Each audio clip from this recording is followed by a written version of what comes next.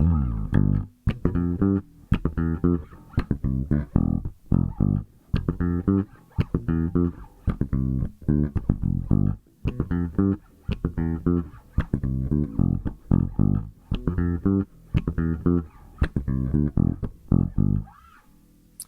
guys, Mike Brandenstein, Worship Bass Workshop. Good to see you.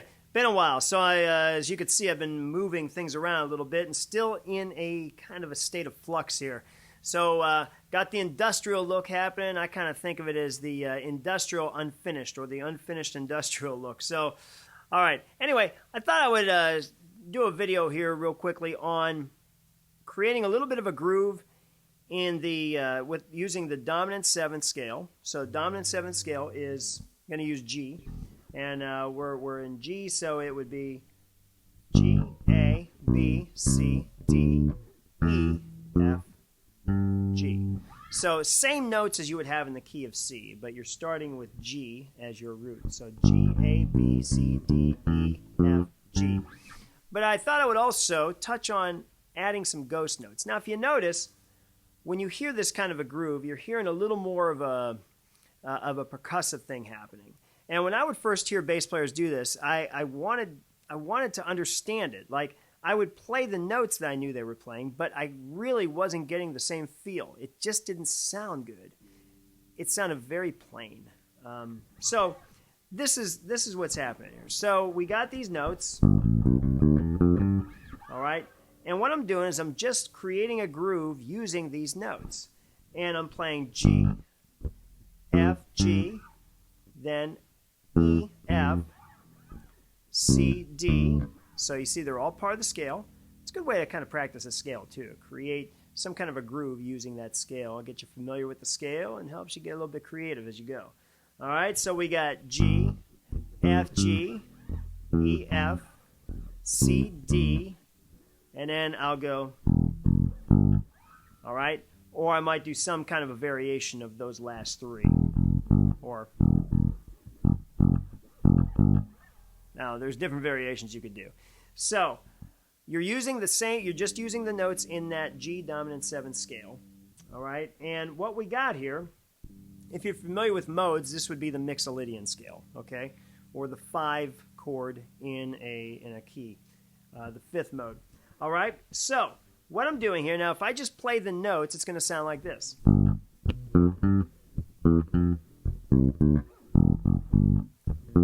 Okay?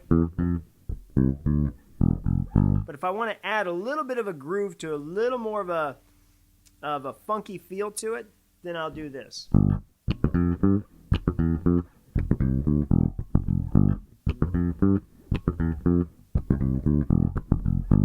All right, and what's happening there is I'm just adding some ghost notes.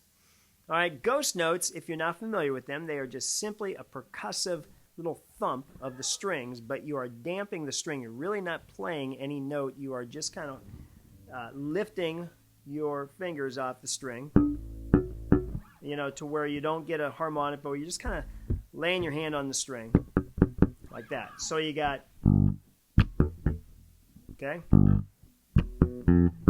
So one thing I'm doing is I'm slapping my fingers down. So 1, 2.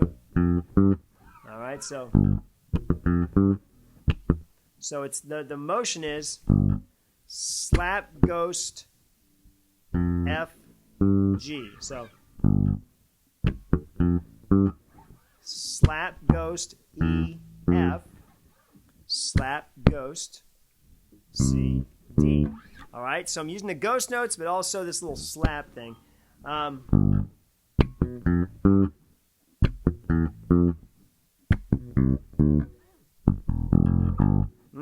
Sorry. So I'm doing the E, slap, ghost, F, G. All right? So let's work this out again. Here we go.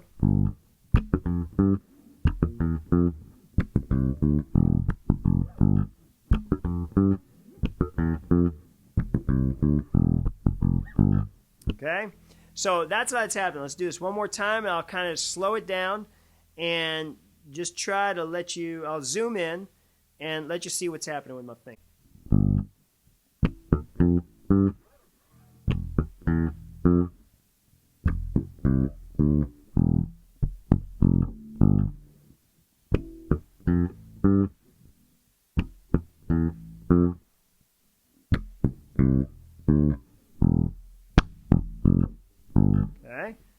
so G, slap, ghost, F, G, slap, ghost, E, F, slap, ghost, C, D, E, slap, ghost, F, G. And here we go in real time.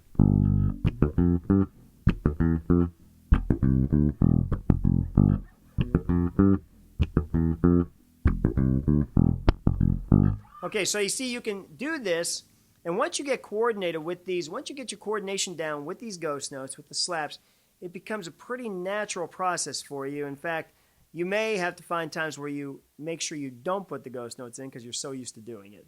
So there may be some applications where it calls for not having the ghost note for the part to not be so funky.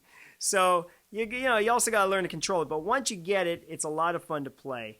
And it really adds that extra groove, that extra kind of funky feel to your bass licks, okay? So I hope that's helpful. Just a short little tutorial on some ghost notes and some groove, all right? So leave a comment, leave a question. I love answering those. And if I don't get to yours, I'm really sorry. I try to get to every single one. Email me. Go to my website. You could shoot me an email, and I'll be happy to get back to you through that as well. But in the meantime, browse my website. If you have any suggestions, let me know.